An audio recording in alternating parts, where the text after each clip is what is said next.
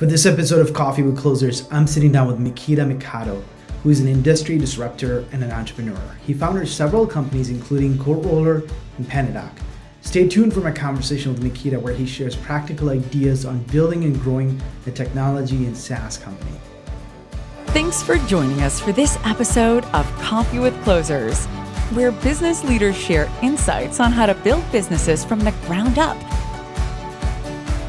and best practices for innovating in their industry. Hey Mikita, I'm super excited to have you join me for this episode of Coffee with Closers. Good to be here. Most certainly. Well, full disclosure, I was a client of you way back in the day, probably in 2011 or 12 when you had Quote Roller. Then I know either you rebranded or completely started a brand new business, PandaDoc, and now you run Pentadoc, which is a platform mostly used by sales reps for sending quotes and winning deals. So I'm super thrilled to have you join me. Before we get started, I'd love to hear kind of the entrepreneurial journey of how you became an entrepreneur. You were a programmer by profession, but you ended up being a CEO. So curious to learn that story. Sure. Well, first of all, thank you for once being a customer of ours. And as for my story, I'm from Belarus, born and raised. Let's say I've been entrepreneurial since I was a kid. I washed cars and made some money through that.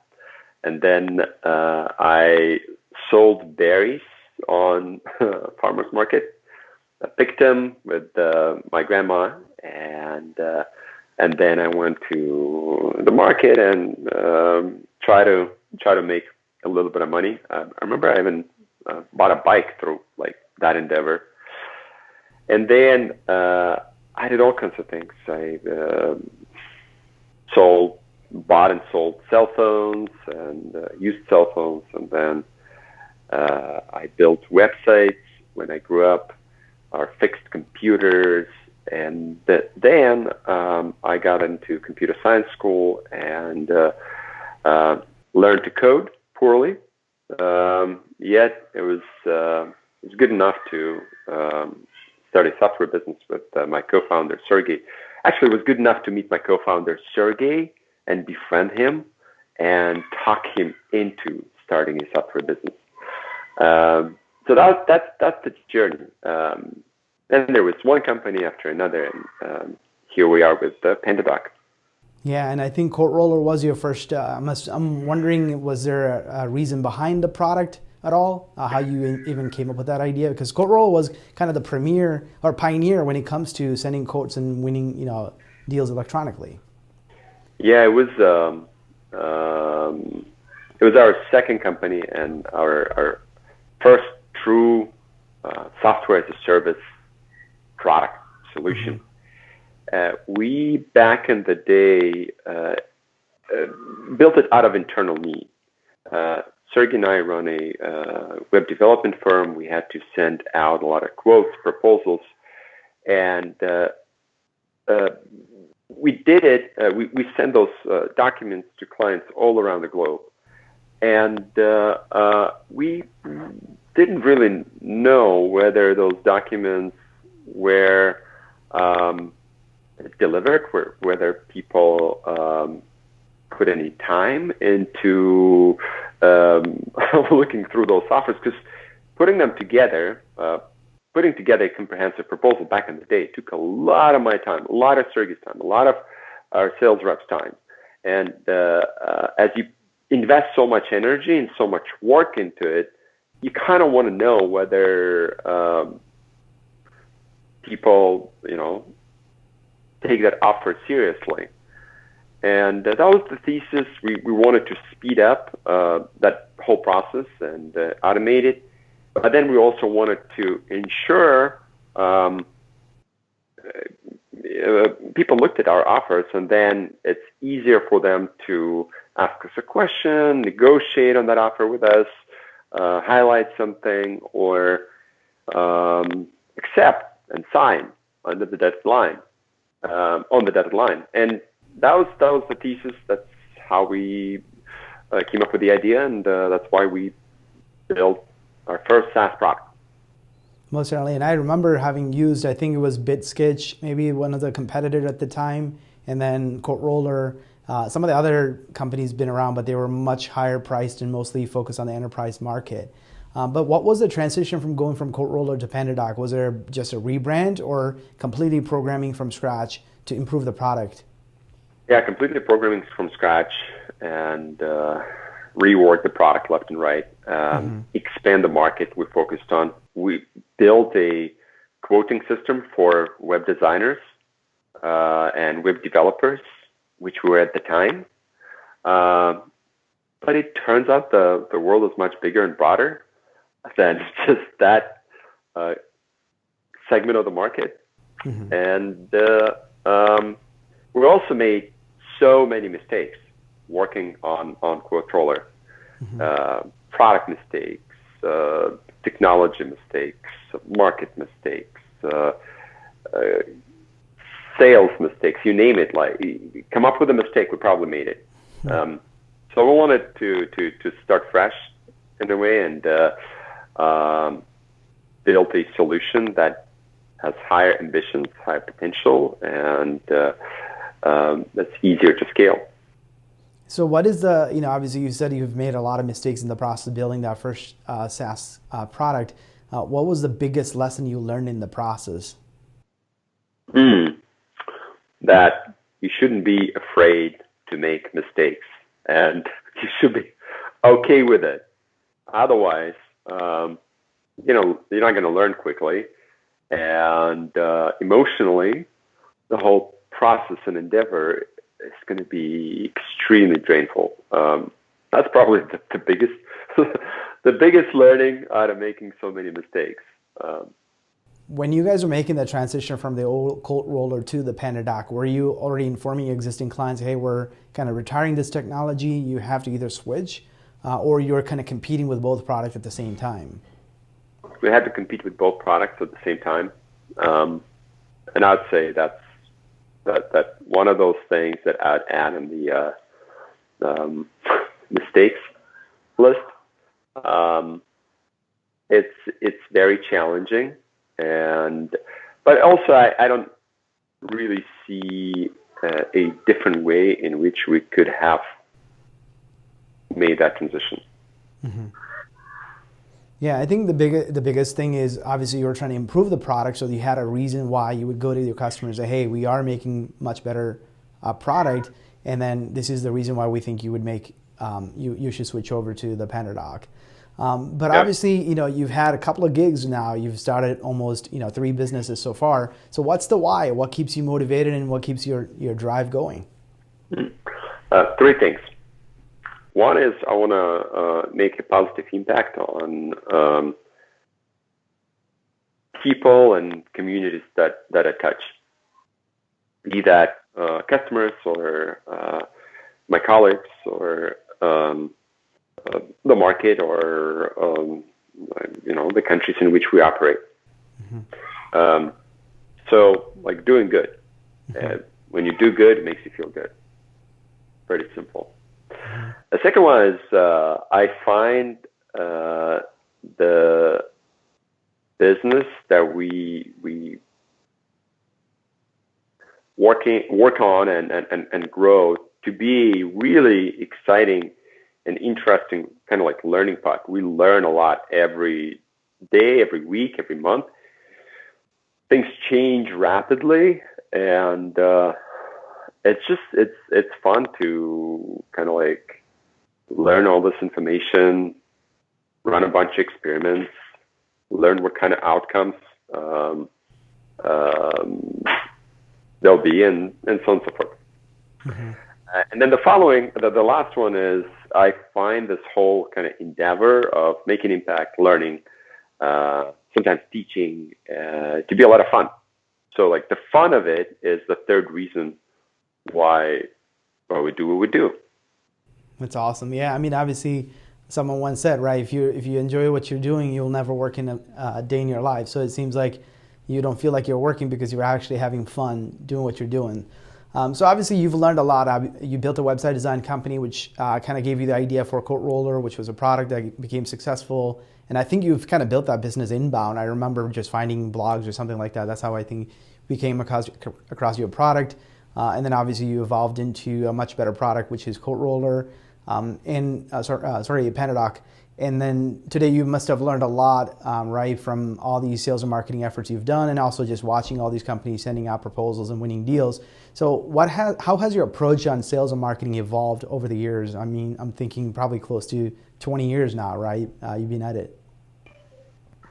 I do believe in inbound wholeheartedly. Mm-hmm. I'm seeing more and more go-to-market models transitioning to inbound. If you were to imagine a toggle that kind of like sits somewhere on a certain number for this, like most of the deals with an average deal size of, let's say, under $1,000 are done through e-commerce, through inbound marketing, inbound go-to-market. And then most of the deals of the over like $1,000 are done through outbound selling or resellers and so on and so forth. So like if you were to imagine the toggle, I feel like over the course of, over time, the toggle is moving right. You know, it's been $1,000 in, let's say, like 20 years ago, right? And then 10 years ago, all of a sudden, it's $5,000 or $10,000, and then it just keeps moving, right? And now you buy cars that cost you way over $100,000 online. And you know what? I have a feeling that it's only going to continue. And then within that scale, if you like imagine another toggle, that's all right. What kind of deals were closed through field sales force, where people had to fly out and meet, and what types of deals were closed with through inside sales approach, where things are explained and guided through over video conferencing. Then again, that toggle I feel like is moving, and it's moving right. So I do believe in inbound marketing. I do believe in the growth of inbound marketing and the growth of e-commerce and in digitization of this whole process further and further along. Yeah, and like the rest of the world, you know. I think when you guys started in the early days of getting into this digitizing sales process by enabling sales reps to be able to send quotes electronically so you can trace and track what they're doing and whether or not they're engaged, all those things. And I think that just the advent of technology and all these sales enablement tool has enabled people to do a lot more and electronically, right? And then also with COVID and all those things kind of accelerated this whole process of being comfortable doing virtual sales and being comfortable to do a purchase without even ever talking to a sales rep. And then that, I think, is on a trajectory to continue to grow. Plus, people are able to buy, get decision-making content from, their own research by going to places like G2 or other places, just gather as much information. And then software companies are making it easy for people to just subscribe to a product without ever talking to a sales rep. So I think you are right on target in terms of how inbound is just keep going. But when you're a funded company trying to stay on track to hit a certain revenue targets, I don't know if there's enough inbound flow, especially in the early days, that's going to support that growth, right? So I think there comes that point where you kind of need to go knock on doors to get interest come. So what kind of advice do you have for companies that are needing to create interest? Because you were creating a category in the early days because there wasn't such a concept of, hey, I can actually create an electronic proposal, send it, right? You were creating a solution awareness in not just being able to capture the demand of people who are actively going to online and searching like an online proposal tool, because that was not even a concept, right? So what advice do you have for someone who's, especially in the startup days, maybe don't have a lot of big funds to go create a category, create a demand for the product that they're actually building? Well, my advice would be it all depends, which is similar It's like not giving any advice. It all depends, right? Every product or service is unique, hopefully. Otherwise, like, there's no point of bringing things to market. So every product or service has its own flavor, and in many cases, the choice of your go-to-market model is a fundamental to the business success. Therefore, I can't advise on employing inbound or relying on inbound, because in many cases inbound is the wrong go-to-market model. You need an inside sales team or a field sales team, or you name it, to bring your solution to market, or that type of team. Those types of go-to-market approaches are going to get you much faster feedback from the market. So if I was to do over, I would definitely rely on inside sales, and I do field sales myself, more, not because it's more efficient, or not because it's better or it's worse than inbound. It's neither. It's just a different way of doing things, but because it gets you feedback so much faster. When you have a direct conversation, when you try different ways of pitching your solution, you learn faster, at least with the kind of business we were trying to scale. So going back, if I was able to do a do-over, I'd do more of that, actually. But again, my situation is a very unique situation. Your situation is probably going to be different. And there's no one but by you who can decide and sense, because in most cases you sense those things. Which way is the right way for you to market, sell, and service your customers? Yeah, most certainly. And I think it also is a decision based on the price of the product. Like you said earlier, right? If the product is super cheap, you can't afford to have sales rep being able to interface with every prospect that's coming in the door. You want to empower them to just make the purchase online. But if it is a higher ticket sale, then you don't want to wait around for inbound to kick in to figure out, hey, is this a good fit product? Are people willing to pay for it? Are there objections that we're not addressing? Are there features that we haven't considered? So yeah, in that sense, yes, it does make sense. It's a more of a risk for the business to wait around for inbound to kick in before investing into a sales organization. Yeah, sometimes people don't have a choice. So when you don't have a choice, then, use the choices that you have. Exactly.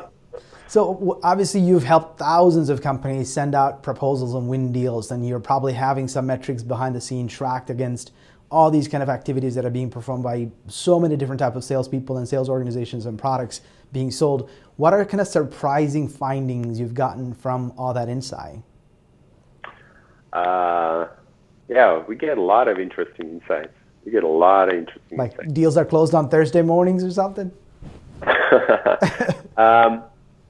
So we do find that say documents that are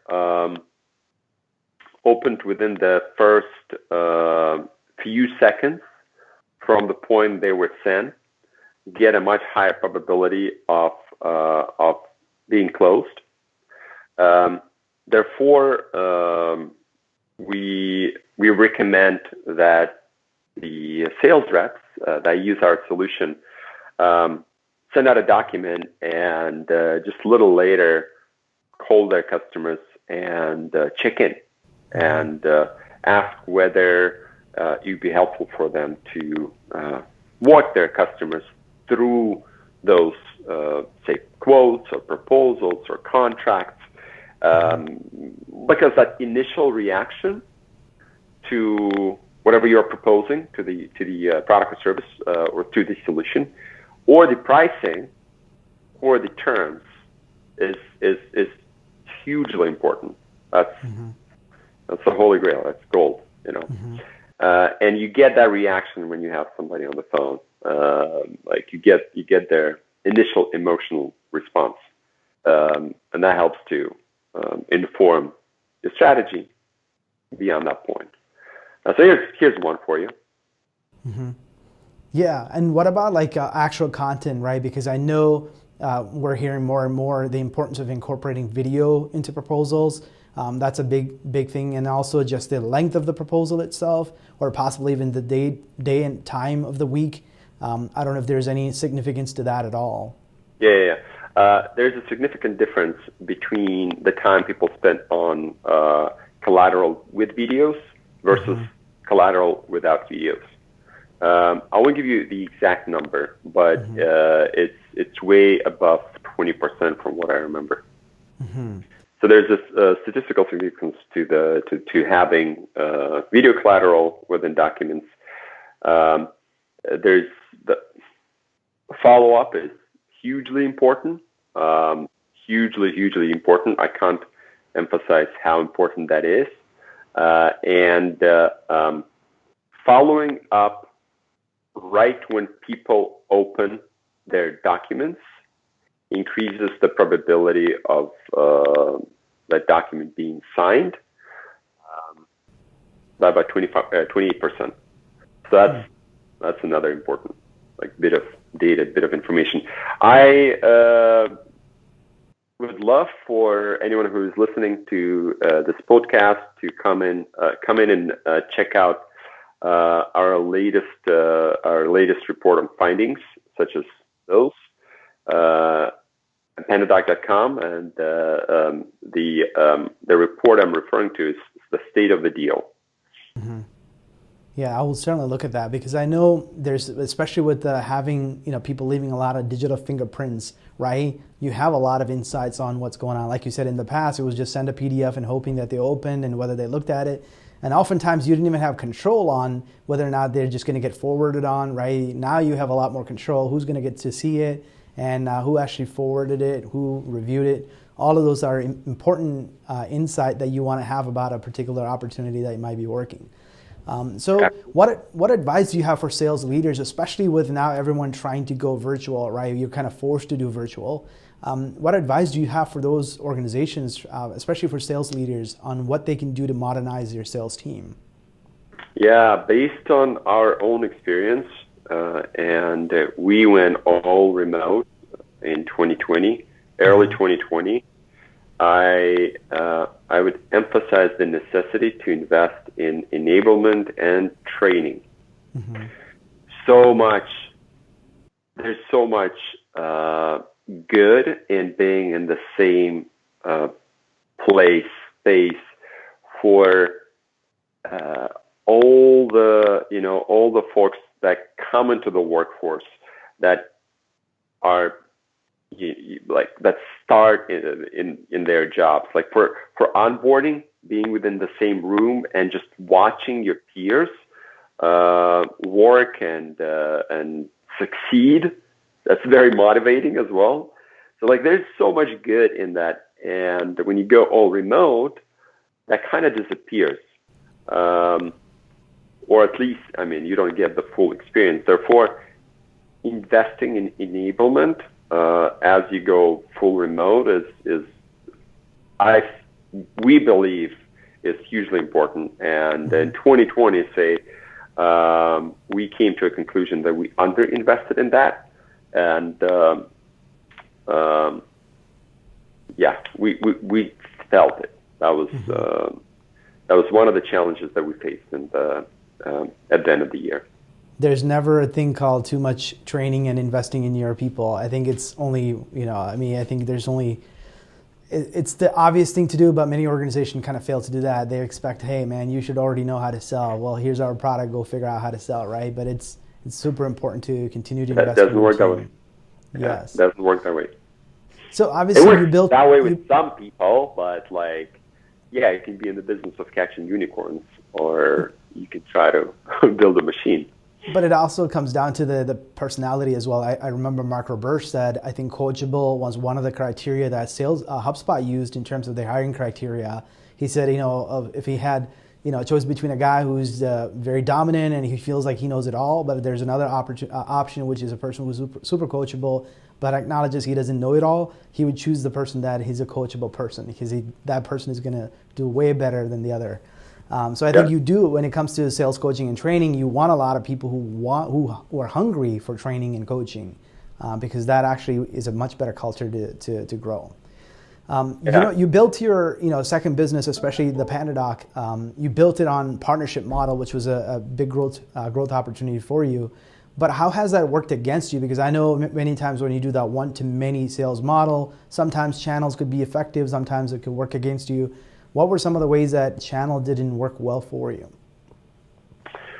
Well, it's definitely a more complex model to build and scale, and I have a lot of appreciation for companies that were able to figure that out and make a sizable portion of their business to come through partners and resellers. I'll be honest. We're still figuring this out. Therefore, there are not a lot of lessons that I can teach. There are a lot of lessons that we can learn. Yet it's slowly but surely becoming a sizable, decent part of our business, and we welcome resellers and solution partners that focus on sales enablement, that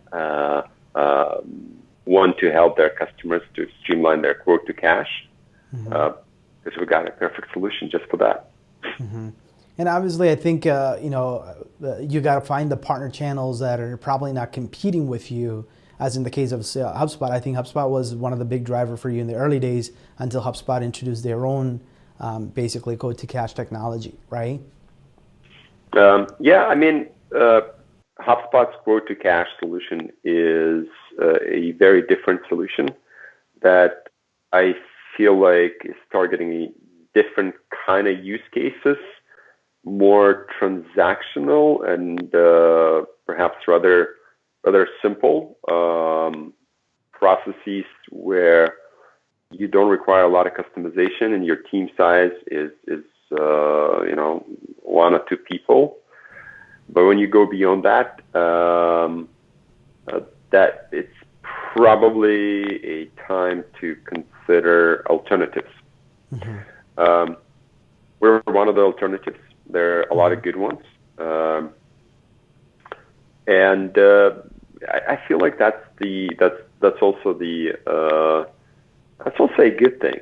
Like, you want to familiarize yourself with something super simple and very, very not necessarily too advanced in capabilities and features, and that's going to help you grow your business. As your business grows, then maybe it's time to upgrade. So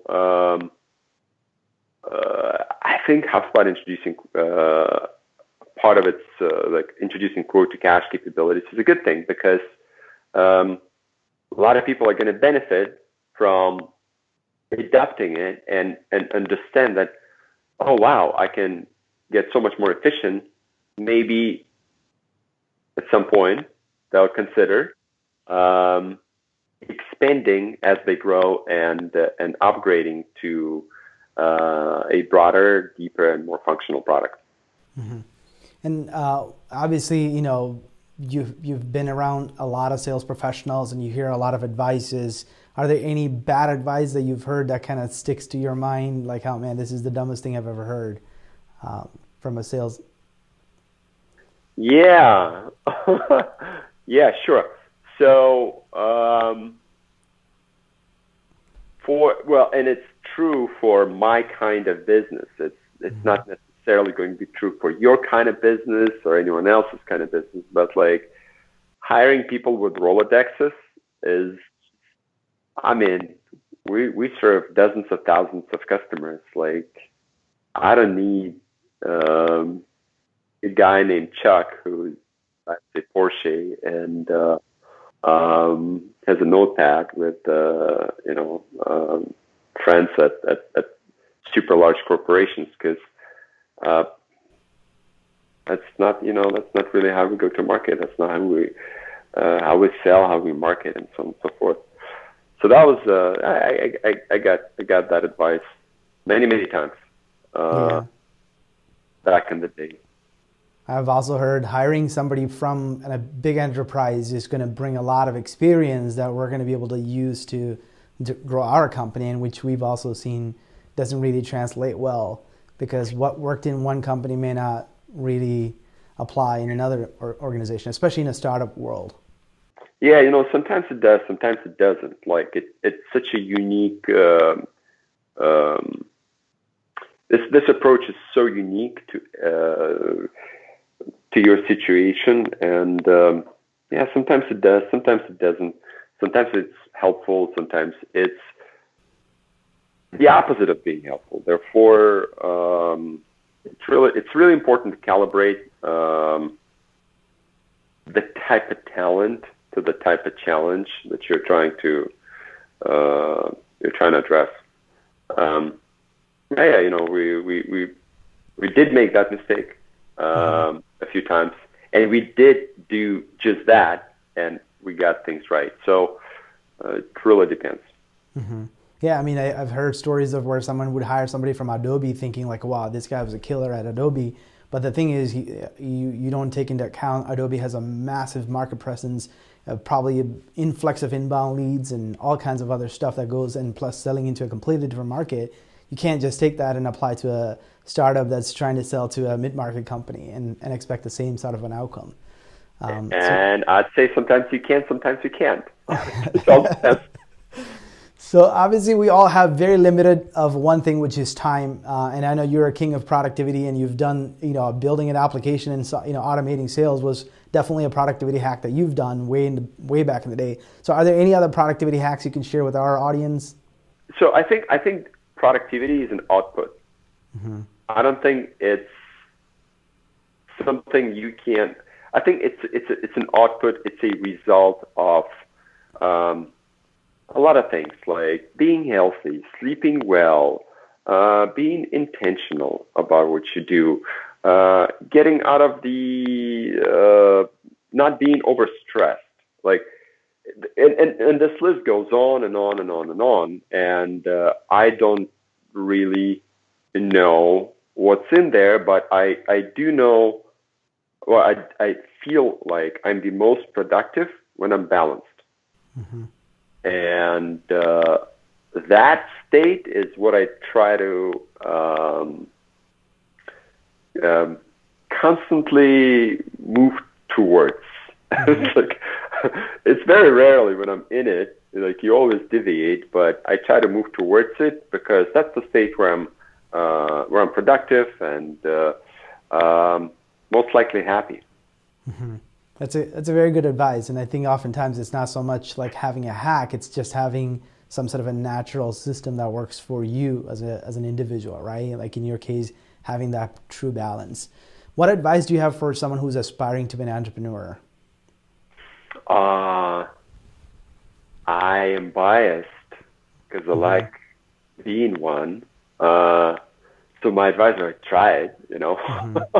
But don't get discouraged if it doesn't work, because at the very least it's a learning experience. And if you don't like it, then you don't like it.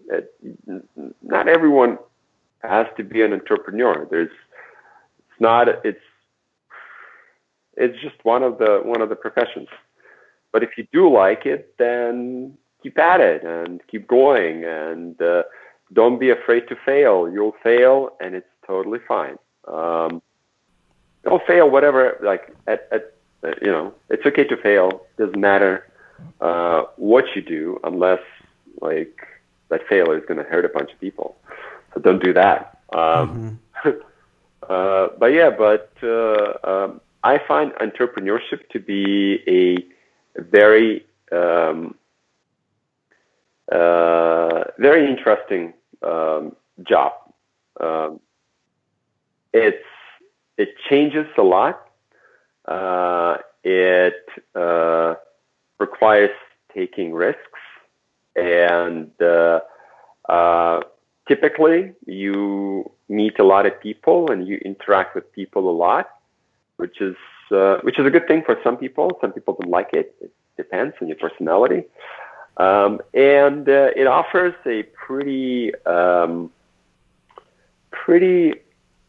broad range for their rewards, and not necessarily just monetary rewards, but all kinds of different rewards. The social connections that you build along the way, all the interactions that you have, be that with customers or colleagues or even competitors. I find those social interactions to be a lot of fun. So if you tend to like this, like my suggestion is, if you want to try it, and then if you like it, do it. So knowing what you know now, what advice would you give your younger self? I don't think you know everything, because you definitely don't. And just like, do not stress so much over things that do not work. Be open to make mistakes, and try to learn as much as possible when you make those mistakes. And that's an important one. Befriend more people who are much smarter than you are. Because, like, looking back at my younger self, that's a lot of people. Like, most of the people back in the day I interacted with were. So anyways, like, that definitely helped me grow. And I think I could have accelerated that growth by just being around people that been there, done that in the areas where I try to advance myself. Be that, entrepreneurship or like building products or like personal growth. Doesn't matter. You surround yourself with people who are smarter, more ambitious, or maybe more advanced in whatever area you're trying to advance yourself. Like that does a lot of good. Most certainly, and it also helps you avoid mistakes as well, because you can ask somebody else before you take a step or try something new, which ultimately helps in terms of, like you said, progressing and making even easier to achieve some of the goals that you have. Yeah. I certainly appreciate you sparing this afternoon with me and sharing some of your wisdom and knowledge. I wish you all the best in your journey as you continue to build more companies. And thanks again for joining me for this episode of Coffee with Closers. Well, it's my pleasure. I had water here. I'm trying to stay off coffee. It's a 2021 resolution, but it's definitely been fun. I appreciate it. Bye-bye. Awesome. Thank you again. Take care. This episode of Coffee with Closers is brought to you by One IMS, a leading digital marketing agency helping businesses win new customers. To request a free marketing ROI audit, please visit oneims.com. If you enjoyed this video, please share it. To make sure you never miss an episode, please subscribe.